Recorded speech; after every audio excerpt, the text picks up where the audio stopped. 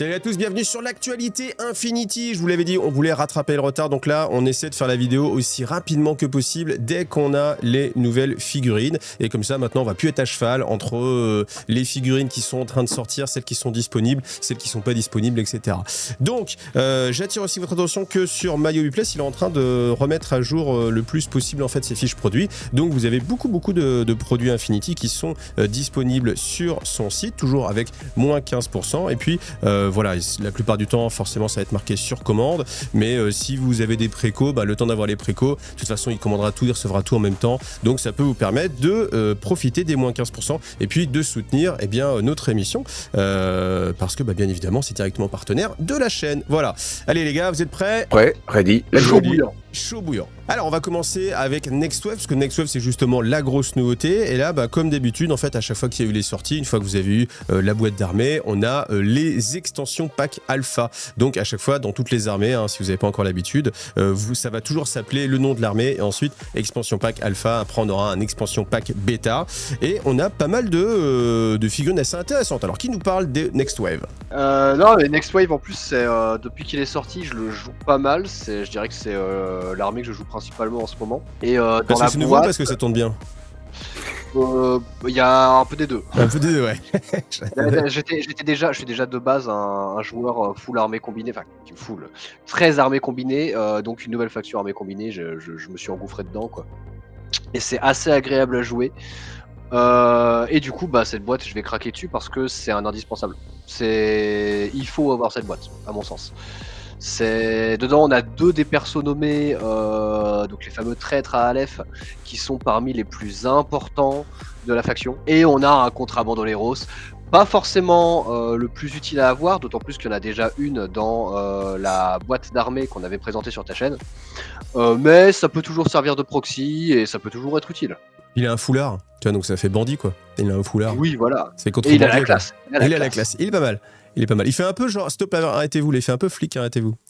Honnêtement, les trois ont la classe. J'ai eu un petit peu de mal au début avec Patrocle, mais plus je le regarde, plus je l'aime bien.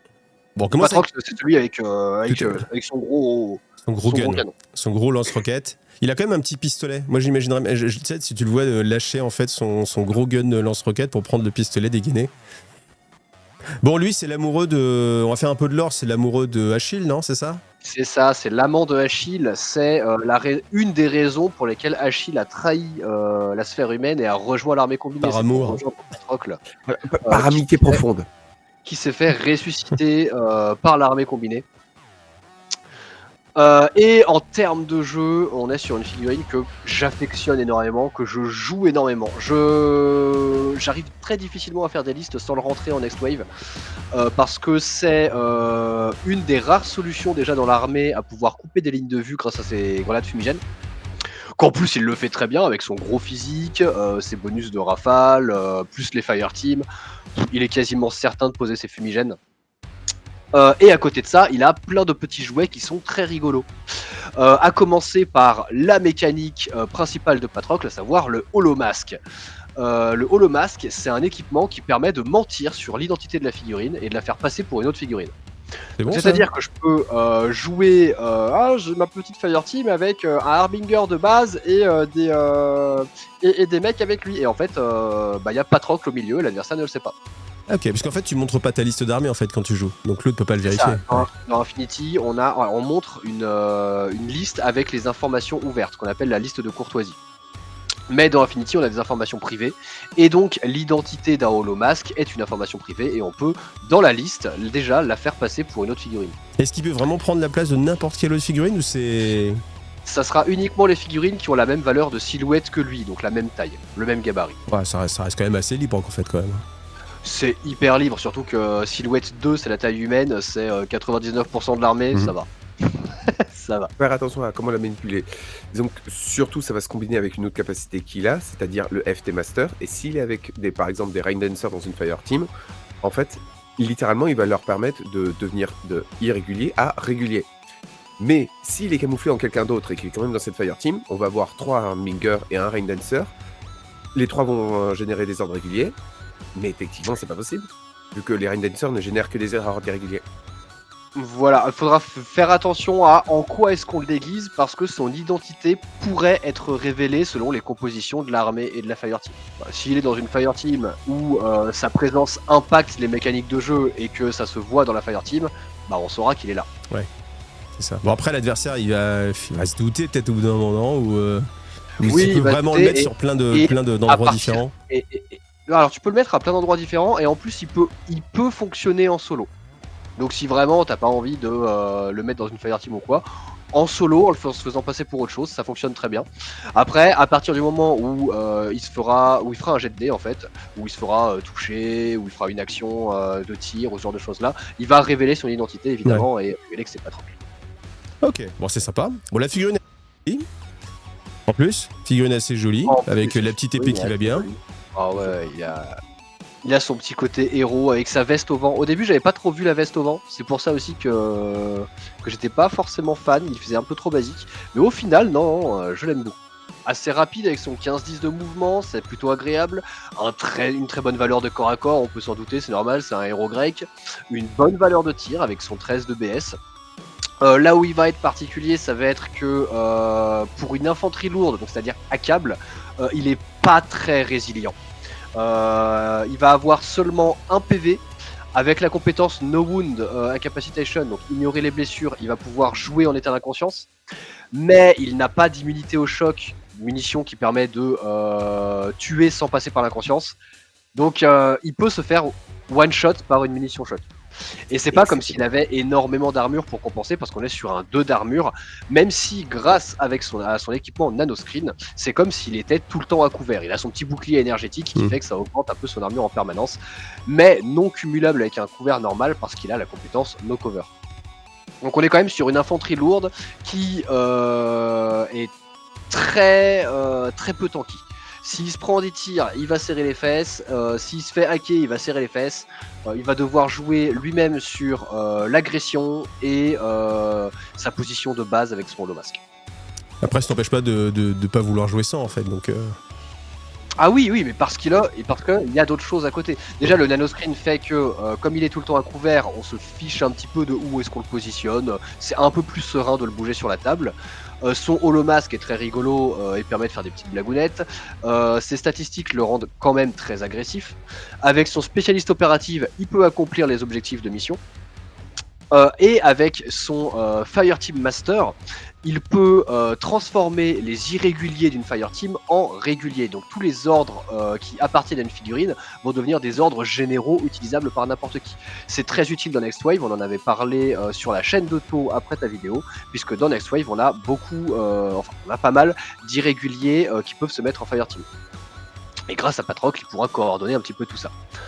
En plus de ça, à côté, il a des versions donc soit Fireteamables, comme on l'a vu, ou alors des versions avec des déploiements avancés et des holoprojectors, où il y aura 3 Patrocles sur la table et un seul qui est le vrai. Et la compétence est combinable avec Holomasque, donc il peut y avoir 3 Harbinger et en fait il y a un Patrocle. Et en plus, ça peut se cacher facilement avec d'autres unités dans la faction qui peuvent un petit peu masquer le nombre de personnes et tout ceci, donc du coup ça peut permettre vraiment de le faire rentrer là-dedans. Après il a aussi deux profils qui peuvent être aussi intéressants, c'est les deux seuls profils, cette règle spéciale n'est présente que sur 2 figurines, soit sur Pandora, soit sur lui. La règle chaîne de commandement. Au cas où si on prend un lieutenant qui a besoin d'aller dans la mêlée, c'est lui et Pandora, ce sont les deux seuls qui peuvent, à l'heure actuelle, avoir cette compétence-là. Qui permet donc de prendre la place du lieutenant si le lieutenant meurt. Ce qui peut nous éviter un tour de jeu un peu pathétique. Allez, Tusser. Ah, Tusser. Oh. il est joli avec sa petite crête, là, en fait. Ouais, oh C'est la un petit peu poussin, c'est le petit poussin, en fait. Alors le petit poussin qui t'envoie des bras de bébé en tirant avec son canon par contre. Oh le salaud. Alors Tusser, c'est un tarif. C'est un tarif, on est quand même entre 34 et 37 points. La version que j'affectionne et que je joue, c'est celle à 37 points principalement. Mais par contre, on sait pourquoi on paye. Même si c'est compliqué, pas toujours facile de le rentrer dans du Next Wave parce que tout est un peu cher. On sait pourquoi on le paye. On est donc sur des profils avec donc un excellent tireur évidemment, c'est un sniper, BS 14, avec du mimétisme, donc il va infliger un malus de là -3 à l'adversaire qui va le tirer dessus, avec No Wound Incapacitation comme pour Patrocle, sauf que lui il est immunisé aux munitions choc, donc il est un petit peu plus résilient. Et un viseur multispectral niveau 2 qui lui permet de voir à travers les fumigènes et d'ignorer les malus de mimétisme qu'il inflige en plus lui-même. Mais là où il va vraiment devenir intéressant, ça va être avec son armement. Il va avoir soit un fusil de sniper plasma, et comme j'ai dit plusieurs fois sur cette chaîne, le plasma c'est la vie. Mhm. Le fusil de sniper plasma, c'est une arme terrifiante. Le plasma, ça va toucher à la fois l'armure et le BTS. Donc peu importe où est votre faiblesse, ça va la trouver. Ça peut poser des gabarits, ça peut vous infliger du coup 2 points de vie si vous ratez vos 2 jets de sauvegarde. C'est vraiment une arme terrifiante. Ou alors il peut jouer au Firebar, qui va avoir moins de distance, mais qui va être aussi terrifiant en termes de dégâts. Il va pas poser de galettes, il y aura pas de gabarit sur la table. Par contre, il va envoyer un peu plus de bastos et vous forcer à faire plus de jets de sauvegarde. Et en plus, la version Firebar peut se mettre en Fireteam pour se permettre d'être un peu plus agressif ou défensif selon la situation. La version que j'aime bien et que je joue beaucoup, c'est la version neurocinétique, qui a une compétence qui permet de tirer avec l'entièreté de sa rafale en réactif, Mhm. mais d'avoir une rafale de 1 en actif. Donc en fait, on inverse la valeur de rafale entre l'actif et le réactif. Ça fait que c'est un sniper qui balance 2 bastos en ignorant les mimétiques à travers les fumigènes avec DS14 et avec mimétiques. Ça fait tous ses taux tellement il en peut plus là. Pardon, je me le suis pris dans la figure une tonne de fois le Tusser en compétitif. Hein. Je vais pas vous mentir, en début quand il était là encore, hein, c'était bonjour. Alors, bon, j'affronte l'armée combinée. Ça, c'était avant Next Wave. C'était bon, allez, je les affronte. J'ai un Tusser en face. Comment je m'en sors ce truc-là? C'est mes viseurs multispectre niveau 2, mes plasma sniper rifle, mimétisme. Il a quasiment 2 PV avec son no wound et l'immunity shock. C'est comment je m'en sors? C'est un monstre à passer en fait en termes de défense. Je crois que maintenant il n'est disponible qu'en Next Wave, le profil C'est ça, neurokinétique, il est c'est ça? plus. Ouais. Alors les Tossers n'est plus disponible du tout en armée combinée vanilla. C'est ça. Auparavant, il était disponible en armée combinée vanilla et il était déjà terrifiant en lui-même, rien que tout seul. C'était déjà un si la table était un tant soit peu ouverte et qu'on avait des factions qui n'avaient pas de possibilité de couper les lignes de vue multispectrales, c'est-à-dire avec soit des éclipses, soit avec du Du bruit white blanc. noise, soit avec des disco ballers, Mmh. c'était la galère à le passer. Il fallait trouver des tricks où il fallait prier les dés pour que ça puisse passer. Mmh. Là, ils l'ont condensé dans la Next Wave, donc ça devient le problème de la Next Wave. Mais pour ceux qui veulent mettre des problèmes à leur adversaire et qui jouent Next Wave, prenez Tusser. Et l'avantage de Tosser, c'est qu'il est pas difficile à jouer. Vous posez le sniper quelque part et vous attendez que l'adversaire s'empale dessus. C'est lui qui va devoir réfléchir à le passer. Vous avez plus rien à faire. C'est voilà, c'est Tosser. Ah, oui. Contrabanda. Putain. Allez, vas-y. Contrabandolero. Allez. Il a réussi à le faire. Contrabandolero. C'est ça, Oui. c'est Ouais. Contrabandolero. Oui. Bon, on l'avait déjà Bon, vu en fait. Au final, c'est la même oui. figurine, mais qui est un petit peu différent, ou si on a envie d'en jouer deux. Ou... C'est le même profil qu'on avait présenté dans la boîte de base. Donc, je redirige les gens vers la vidéo Next Wave que l'on avait tournée avec toi. On va pas représenter le Contrabandoleros ici. Simplement, voilà, il y en a un supplémentaire. Il a disponibilité 3 dans l'armée, si je dis pas de bêtises. Donc, on peut le spammer. 2, bah voilà. Bah du coup, ça fait le deuxième Contrabandoleros qu'on peut jouer dans l'armée. Mais c'est vrai que c'est sympa avec d'autres sculptures. Moi, j'aime bien quand il y a des Oui, sculptures c'est un peu bien. différentes. En plus, là, pour le coup, les 2 sculptures sont vraiment cool, quoi.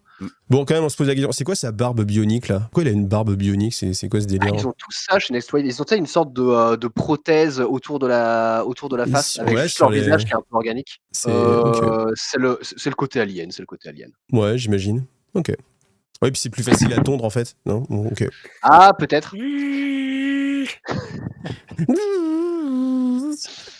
Avec tous les picots qu'ils ont sur la tête et tout ça, j'imagine juste que ils sont tellement refaits que leur visage entier est artificiel, donc il y a des morceaux bioniques qui restent visibles. C'était comme ça quand ils étaient encore avec Aleph ou pas? Pas du tout. D'ailleurs, les Contrabandoleros n'existaient pas. Ah oui, C'est ça. ok. Là, il y Les a que Contrabandoleros Tusser et sont Patrocle. limite en fait comment dire, c'est des organismes terroristes contre l'armée combinée que l'armée combinée a recruté pour les rejoindre dans Next Wave. Alors, il y a de ça. En fait, il y avait des résistants chez les Contrabands dans les Roses, mais comme chez Cliff Jumper, en fait, ça regroupe plein de gens. Il y avait des résistants, des mafieux qui voulaient continuer leurs petits méfaits, il y avait tous les petits groupes un petit peu en dehors de l'armée combinée qui opéraient un peu discrètement dans leur coin. Et surtout contre les chasse-vasties. C'est pour ça qu'ils sont spécialisés dans le camouflage et tout ça. Ok. Et du coup, Achille a fini par aller les voir et les recruter et leur dire écoutez, les mecs, on aime bien vos talents, vous êtes déjà chez nous, ça vous dit de nous rejoindre et on vous tue pas. On va passer du côté de Alef, justement, donc qui s'est fait vampiriser un peu ses troupes, du coup qui récupère des troupes. Alors le K2, est-ce que K2 c'est une nouveauté? Est-ce que c'est un repack? Comment ça marche? Totale nouveauté qui est sortie pour la N5 pour la Phalange d'Acier.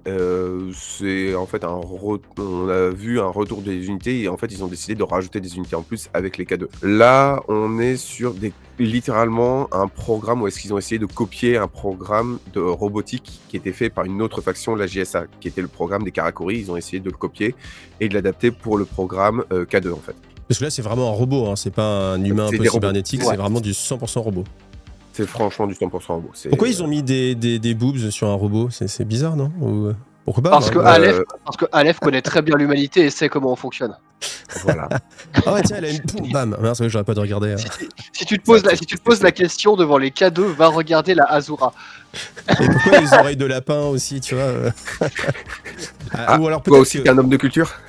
Peut-être que Corvus Belli connaît aussi les acheteurs de figurines. aussi. C'est plus ça l'idée. Mais c'est le côté espagnol de Corvus Belli, moi ça me... On est habitué, on va dire, on est habitué. En termes de jeu et d'univers, c'est même le côté cyberpunk. Dans le cyberpunk, normalement c'est même encore plus sexualisé que ça, quoi. Ouais.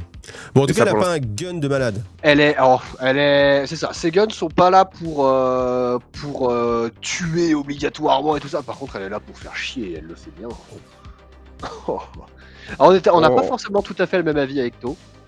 Alors, c'est surtout sur un profil. Ouais. Moi, sur le reste des profils, je suis d'accord avec toi, mais c'est surtout sur un profil où est-ce que je ne suis pas d'accord avec toi. Et nous allons voir ensemble, c'est le profil parachutiste super jump avec jet propulsion et qui est en même temps spécialiste opérative. Moi, je suis pas très d'accord là-dessus parce que c'est certes un parachutiste, mais avec le Imarat et juste le breaker pistol, en fait, ça lui donne une portée très très limitée jusqu'à une 26 cm. Et puis après... ça commence à être difficile de faire des choses, d'autant plus qu'elle est à câble et tout ceci. Il y a d'autres unités qui font mieux pour moins cher. Il y a d'autres unités qui sont plus pertinentes pour un peu moins cher que tout ceci. D'autant plus celle-ci est... je suis pas excessivement fan en fait de celle-ci. Je préfère mieux les autres versions qui... En fait, le problème en fait, c'est que j'aime bien la version parachutiste, mais dans un contexte où qu'elle n'est que AVA 1, je ne vois pas pourquoi la prendre alors que les autres profils sont 100 fois plus efficaces sur l'utilité dont on a besoin. C'est surtout ça en fait le truc. Là où de mon côté, après je pense que c'est mon côté service impérial qui ressort, la K2 parachutiste me fait très peur quand je joue contre un Aleph. Parce que avec son Imarat, avec ses armes EM, elle est capable de venir emmerder tout ce qui est à câble en arrivant au cours de la partie par un bord de table, faire un petit super jump pour faire 15 cm dans une direction, arriver derrière un tag, mettre un coup de Imarat et le tag il va se faire isoler, immobiliser, bloquer. Moi c'est un profil que je trouve un peu horrible. Mais après c'est bien que vous ne soyez pas d'accord en fait. Parce que ça prouve qu'il y a quand même... tu vois, en fait, quand tout le monde est d'accord pour dire que c'est de la merde, ou quand tout le monde est d'accord pour dire que c'est génial, c'est soit qu'il y a un déséquilibre dans un sens ou dans l'autre. Mais quand tout le monde... Enfin, tu vois, quand on sent que ça dépend vraiment de ton style de jeu ou de ton armée ou que ce soit, c'est que du coup, moi, ça me paraît plus équilibré. Ça veut dire qu'il y a des vrais choix, en fait. Et que t'as pas genre 50 profils et puis en fait, tout le monde va jouer toujours le même, quoi. Alors oui, totalement. Surtout que dans Infinity, pour le coup, l'efficacité de l'armée va vraiment dépendre des préférences des joueurs. On n'est pas sur un jeu à méta. Et c'est un des points les plus importants du jeu pour moi. Je dirais oui, sur une grande majeure partie, oui. Oui, là, le contexte de méta est franchement très très difficile à atteindre en Infinity, tellement il y a de paramètres en fait. Tellement il y a de paramètres à retenir, il y a tellement de choses en fait qu'on ne peut pas vraiment avoir une technique de méta. Déjà, Les tables sont toujours différentes d'un événement à un autre. La manipulation des armées va être totalement différente d'un moment à un autre. Tu peux tout d'un à fait te joueur retrouver à avec. l'autre aussi. C'est ça, c'est le niveau d'expérience qui va faire vraiment relever la liste et tout ceci. Le contexte de méta est très difficile à atteindre. Il est sur le plat principal, c'est les condiments. Mais tu peux vraiment t'en sortir si t'es bon et que t'as un style de jeu qui convient avec les figurines qui convient.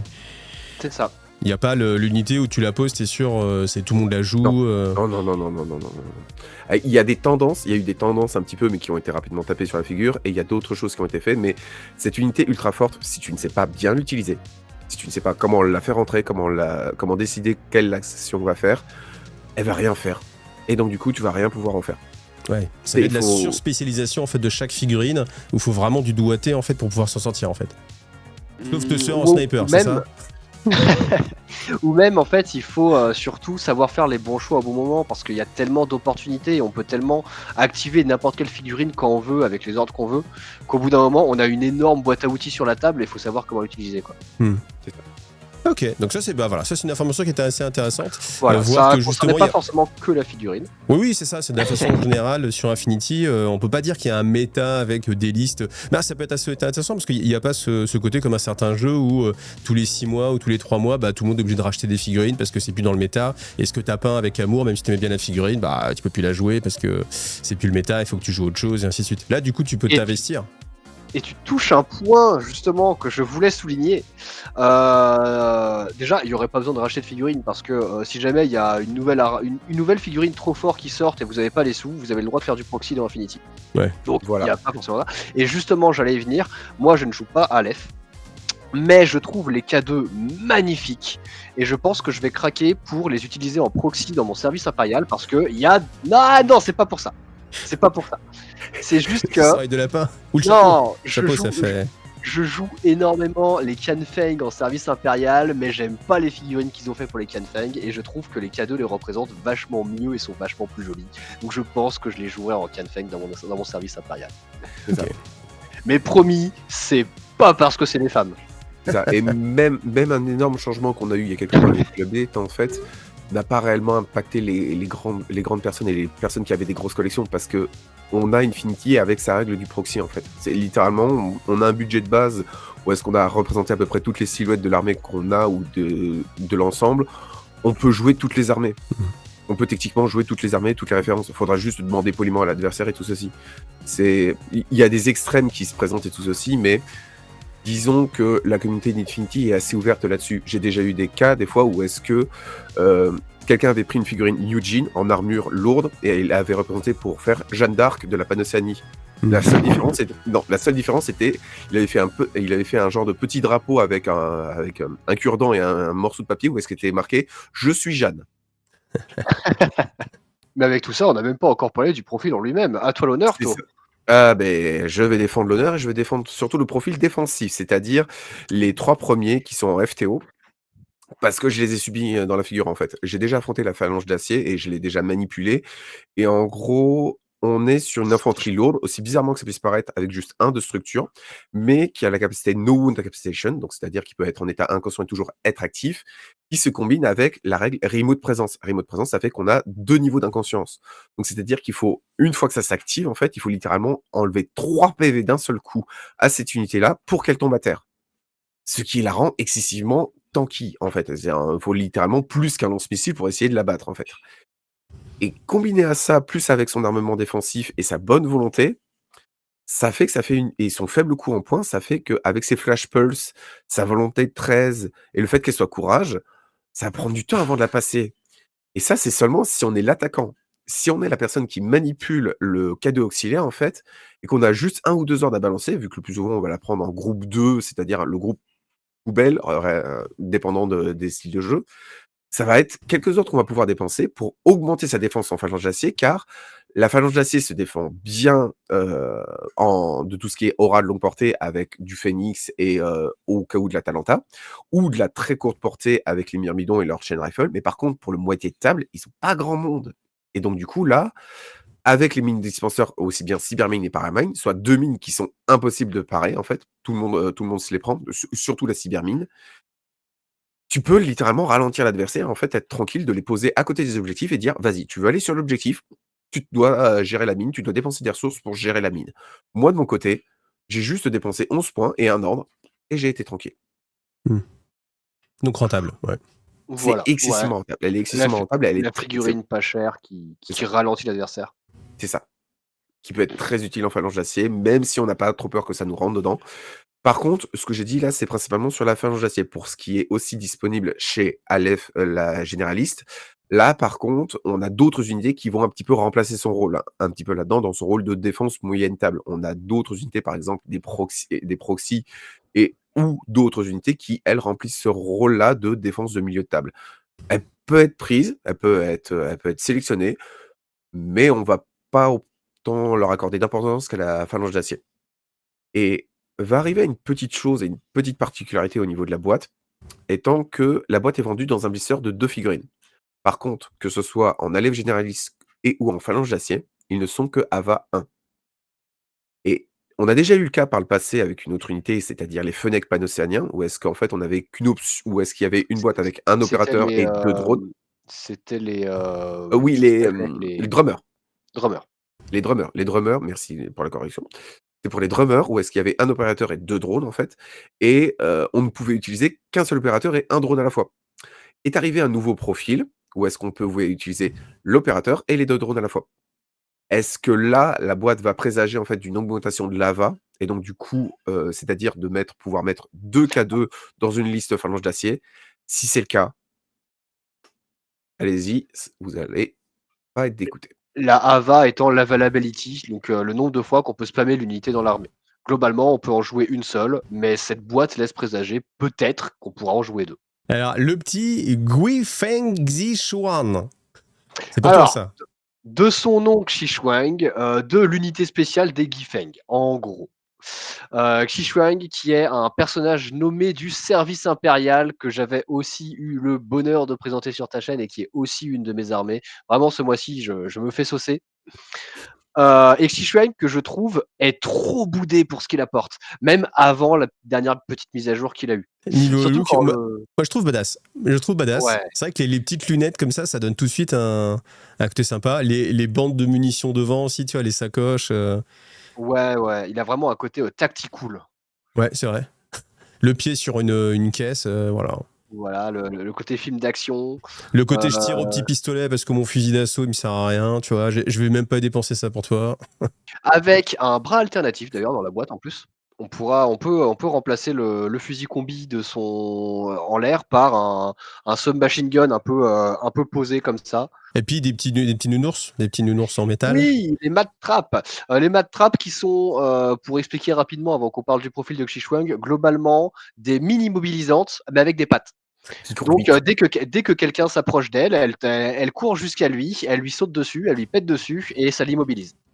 Voilà. En gros, c'est un dispositif explosif qui va créer un ciment rapide, en fait. En gros, le truc chope au bras ou chope au corps ou quoi que ce soit et ça grippe et explose pour immobiliser la cible. C'est si je me souviens bien à la base, dans l'univers d'Infinity, ils représentent en fait leur apparence parce qu'en fait, c'est pour ne pas faire peur aux enfants. Ah oui, parce qu'en fait, Oui. mais parce que j'étais là, je me dis, mais ok, alors bon, ok, mais pourquoi les mines, faut qu'elles ressemblent à des petits chatons, tu vois? Ah, pour le Mais coup, c'est parce que ouais, le service impérial, c'est une unité de police à la base. qui se baladent dans les Police rues, donc. militaire, certes, mais ils se baladent dans les rues. Donc, faut des choses qui soient pensées pour approcher les civils sans les terroriser. Papa, tu me prends en photo à côté de la mine? Et Oui. le pire, c'est qu'il y a déjà eu des cas de lore où est-ce qu'en fait, réellement, c'est passé et en fait, l'intelligence artificielle qui est à l'intérieur de ces petits robots est amicale envers les enfants. Ouais. C'est pour ça qu'il y a des factions qui enrôlent les enfants justement pour passer. Bah, techniquement, les Shashvastis sont nés depuis à peine 2 semaines, hein, donc c'est un bébé, hein, donc ça passe. Hein. Ouais, alors il y en a pire que ça. On rappelle que chez les nomades, il faut grandir des cerveaux d'enfants avortés en cuve pour en faire une force de police. Ah, Ah. ils grandissent naturellement. Mais moi, il me fait penser Bon, à je sais pas, quelque chose. Je suis sûr qu'il y a un film où il doit y avoir un petit clin d'œil, mais qu'on retrouve pas tout de suite. c'est possible. Connaissant Corvus, c'est possible. Si vous avez l'info, balancez-la en commentaire, c'est à vous de jouer. Et en termes de profil, donc, on est sur le flic. vraiment le flic. Donc 14 de volonté, peut accomplir les objectifs parce qu'il est spécialiste grâce à son Forward Observer qui lui permet de faire du ciblage en plus. Discover Reroll qui lui permet de retenter un test de volonté raté quand il essaye de discover un camouflage ou ce genre de petites choses un petit peu cachées. Il va avoir 2 profils, pas très cher, c'est 21 points pour les 2 profils, chacun avec leurs petits avantages. D'un côté, on a l'ancienne version, la version de base de Xishuang, le Mine Layer. Donc Mine Layer, poseur de mine, ça permet de poser un déployable dès le déploiement, à 20 cm de lui. Ça tombe bien, il a les déployables, c'est ces petits mat traps, les fameuses mines avec des pattes. Donc ça lui permet de poser des mat traps dès le déploiement autour de lui. Il est armé dans ce cas-là d'un fusil combi, donc plutôt de la courte distance d'attaque, lance-flamme plus un burst, ça c'est bon, on aime les lance-flammes, même pour protéger les civils, tant pis pour eux.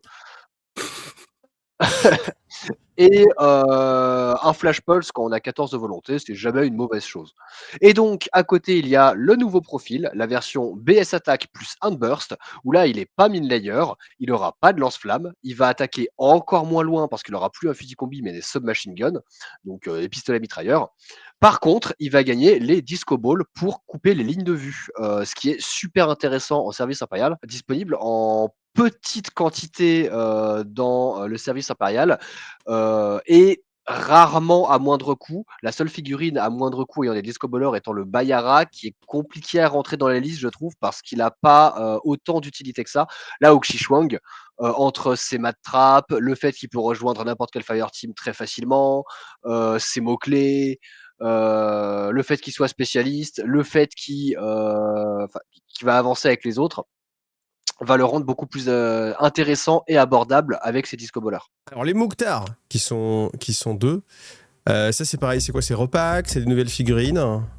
Repack de 2 figurines qui étaient sorties en blister indépendant en fait, et là on est vraiment sur une volonté de Corvus Belli de regrouper les références dans un minimum de boîtes, et là ils ont décidé de jeter leur dévolu sur les Mouktar. La première fois qu'est sorti les Mouktar, petite anecdote rapide, ça a été la hackeuse qui est sortie, celle qui est sur le petit piédestal en fait. Et quasiment tous les jours, Akislam et Rama, soit les 2 factions où est-ce qu'il est principalement disponible, ont râlé à fort parce que ce n'était pas du tout le profil qui était majoritairement joué. À la suite de ça, environ 1 an plus tard, est arrivé enfin le profil Red Fury, et là tout le monde a crié victoire. Donc Red Fury, c'est avec le gros flingue, avec une sorte de viseur sur le masque. Mais que je trouve dégueulasse, voilà, je suis désolé, je dois le dire, il est immonde. Autant la hackeuse, elle est magnifique, elle est merveilleuse, mais le Mouktar avec sa tête de citrouille et un bandeau sur l'œil, il est dégueulasse. Oh, toi, tu vas avoir des problèmes, toi. C'est peut-être juste je dois le dire. Il lui manque une bouche, en fait, peut-être, non? T'as besoin, c'est un masque. Ouais, mais le masque fait vraiment citrouille avec ses couleurs. C'est les couleurs, Ah, peut-être, mais je demande à voir dans une autre couleur. Orange, rouge, orange. Mais voilà, je suis partial. Vous savez que je suis partial. Quand je n'aime pas quelque chose, je le dis. On est sur une infanterie moyenne avec 15-5 de mouvement, un corps à corps assez moyen de 16, un tir de 13, ce qui est très bien en Akislam. Des fois, on a rarement plus. Physique de 11, ça devrait suffire, c'est de la moyenne. Whip, volonté de 14, là c'est du volonté Akislam aux petits oignons, parfait. Arme 2 et BTS de 6, du classique Akislam, c'est-à-dire armure légère mais par contre protection biotechnologique élevée. Vita 1, par contre, qui se combine avec le No Decapitation, comme on a déjà parlé auparavant dans cette vidéo-là, avec l'Immunity Shock. Donc c'est littéralement un demi-PV supplémentaire. Et il est AVA 2 en Vanilla et en Ramatassos, malheureusement je ne sais plus sa Vanilla. Et on va passer à la suite, car on va passer sur les 2 profils déjà qui sont présents au niveau du blister. On a le profil qui est hacker, et à la suite aussi au niveau de ses règles spéciales, il a une règle qui peut être assez importante, surtout pour un joueur Akislam, étant la règle forward déploiement plus 4, et le fait qu'il est mimétisme moins 3, ça va vraiment se combiner avec le fait il est déjà en milieu de table, et il peut déjà faire excessivement beaucoup de choses, et il inflige aussi un malus à l'adversaire avec son mimétisme. Alors, quand il dit Forward Deployment plus 4, c'est qu'il le dit en pouces. On rappelle que dans Infinity, on peut passer du pouce au Désolé. centimètre sur l'application. Donc 4 pouces égale 10 cm. Donc Forward Deployment 10 cm ou Forward Deployment 4 pouces selon la version à laquelle vous jouez. Là, on va arriver sur 2 profils qui sont très souvent assez pris et tous aussi. On va avoir le profil hacker, celle, sur la plateforme qui a le bras tendu. Là, c'est très simple, c'est un profil en fait où est-ce que ça a littéralement 1 PV et demi, une BTS de 6 et une volonté de 14. Soit juste ce qu'il faut pour faire du hacking et être assez embêtant.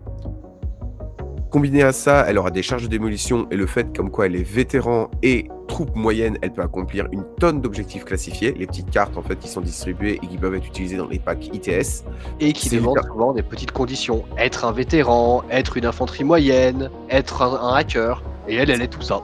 Elle est tout ça, à la fois avec des charges de démolition. Je crois qu'elle peut accomplir pas loin d'une 16 cartes à elle seule sur les 20 cartes disponibles, ce qui est énorme. Et on a le deuxième profil qui lui est le profil star de pièces d'attaque qu'ont beaucoup de joueurs, Rahama et ou Akislam vont prendre le profil multispectral niveau 2 avec Red Fury. Et nanopulseur plus un rafale, mais ça c'est quand t'arrives un peu trop proche. On est juste à un profil qui coûte 1 de cap sur une arme de rafale 4 et avec le viseur spectral niveau 2 sur une faction qui a accès à énormément de grenades fumigènes, ça se combine excessivement bien en fait.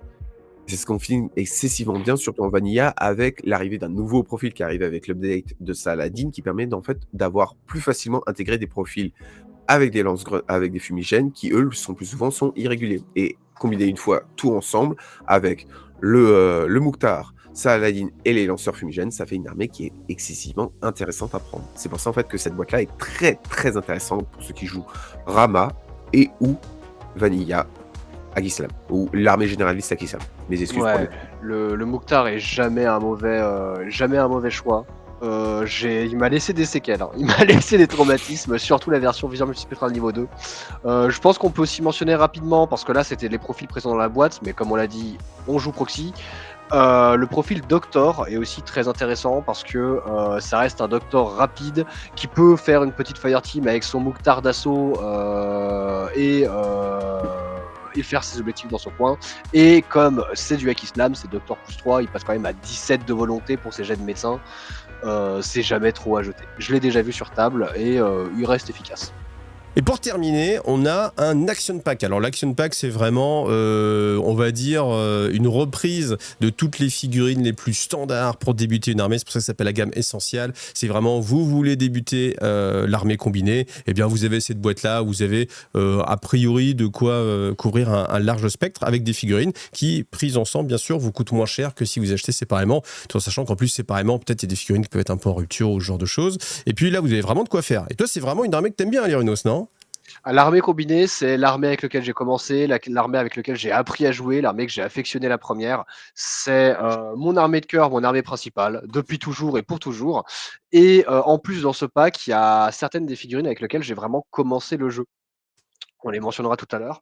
Mais donc, c'est un pack que j'affectionne beaucoup et sur lequel je redirigerai beaucoup de débutants qui veulent se lancer dans l'armée combinée parce qu'il y a vraiment tout pour bien commencer. Il y a rien acheté, tout est utilisable, tout est très bien, il y a de quoi tout voir. Le seul problème de ce pack essentiel, ça va être qu'est-ce qu'on en fait?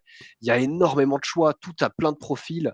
Les débutants doivent être avertis que ce pack essentiel sera peut-être le pack essentiel le moins facile à prendre en main parce qu'il y a énormément de choses à voir dessus.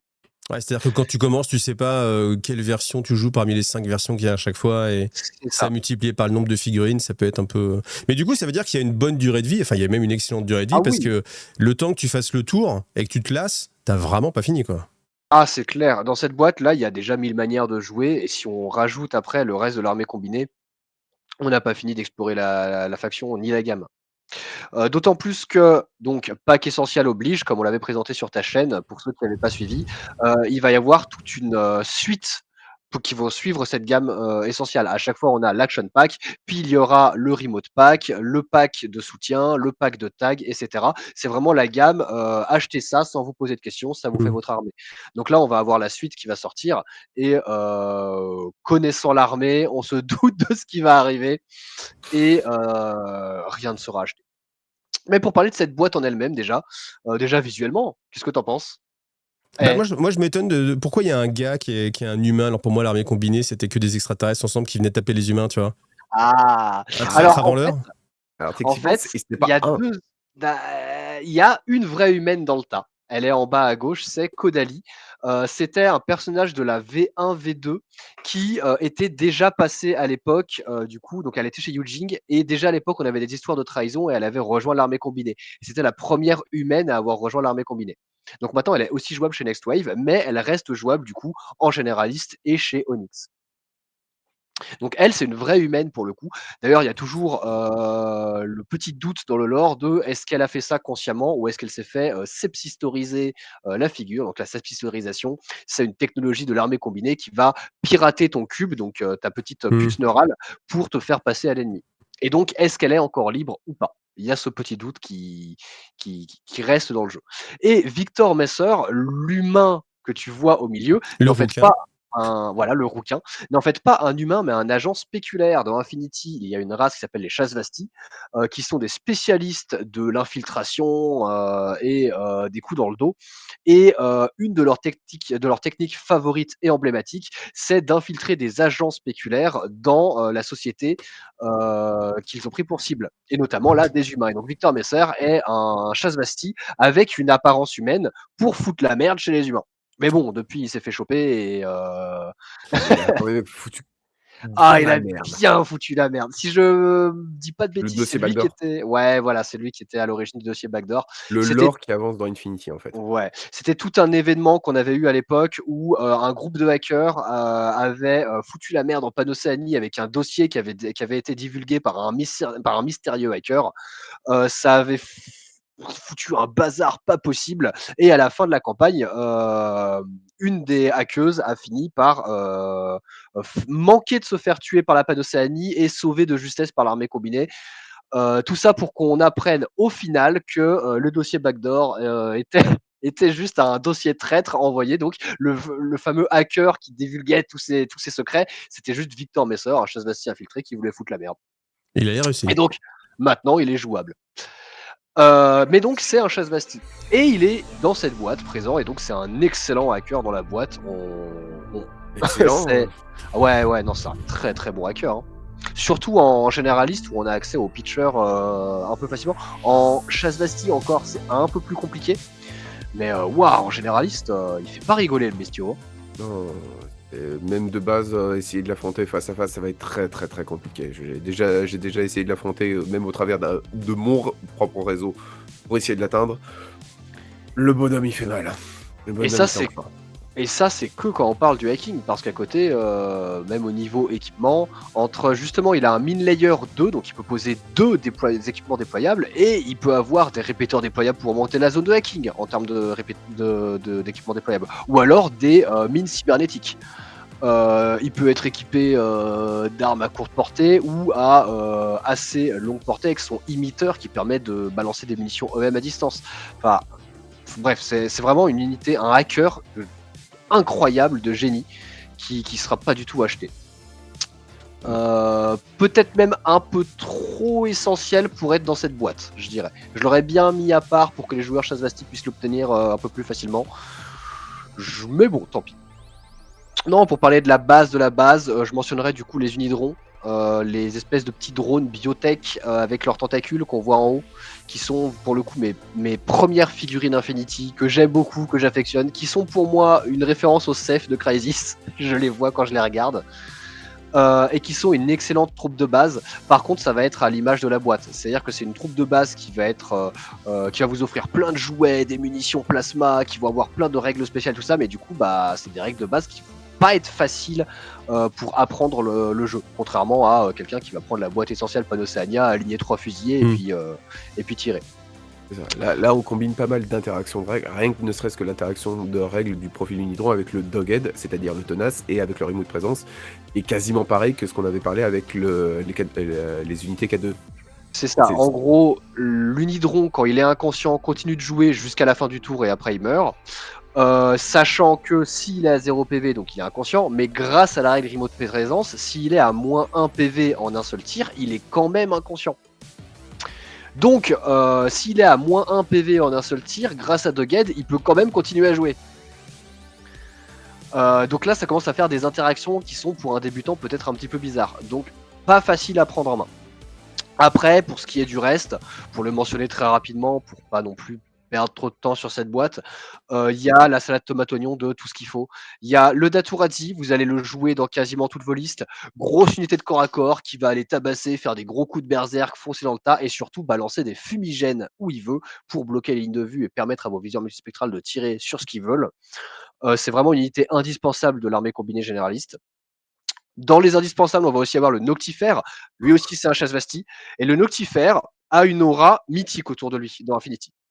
Quand un joueur affronte l'armée combinée ou les chasse-vasti ou Onyx, une des premières questions qui va se poser, ça va être est-ce qu'il y a un Noctifère en face?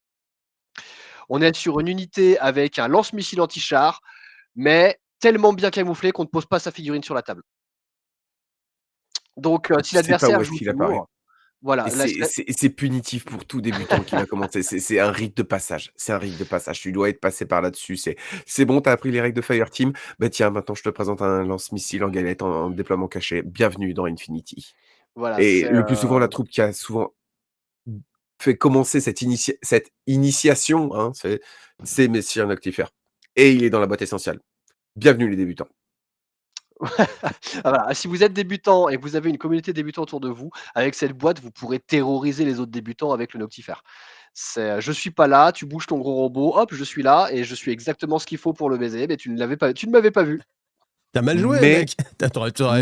Tu débutes. Mais bon. c'est un rite de passage. Mais c'est réellement un rite de passage. Il faut l'avoir fait, il faut l'avoir subi, il faut l'avoir fait, subi, pour vraiment pouvoir passer aux autres strats d'Infinity. Là, c'est le b.a.-ba des mécaniques de base avancées dans Infinity. Si je peux donner un exemple d'à quel point il est impactant, c'est-à-dire que même si vous ne le prenez pas dans votre liste, il est déjà rentable. Parce que l'adversaire va se poser la question de est-ce qu'il est là? Comme il ne connaît pas votre liste, il ne va pas le savoir, il va faire attention à tous ses déplacements, il va perdre du temps, et si ça se trouve, vous ne l'avez même pas pris. Ouais. Ou si ça se trouve, vous l'avez posé sur la table à côté, en fait, ou sur la mallette de rangement. Ah oui, tu sais, t'imagines le mec, il ouvre sa mallette avec les figurines, il est là, et il le pose, il le sort, mais en fait, il va pas le jouer, mais c'est juste, il a ramené sa collection de figurines. La guerre psychologique. Oh putain, c'est Rotor. Hein. C'est Rotor. Et si jamais vous avez envie de la jouer en version assaut, j'aime beaucoup la version Spitfire, même si avec cette boîte, elle sera plus compliquée à sortir parce que cette boîte manque quand même un petit peu de défense et que le lance-missile fait une très bonne base défensive pour votre armée. Mais le Spitfire, donc grosse arme d'assaut, peut très bien faire l'affaire. Mais il n'aura pas le même rôle, c'est clair. Donc ouais, une figurine peut avoir un rôle différent dans Infinity et surtout avec cette boîte, c'est ça qui va être compliqué. Le reste sera beaucoup plus facile à présenter.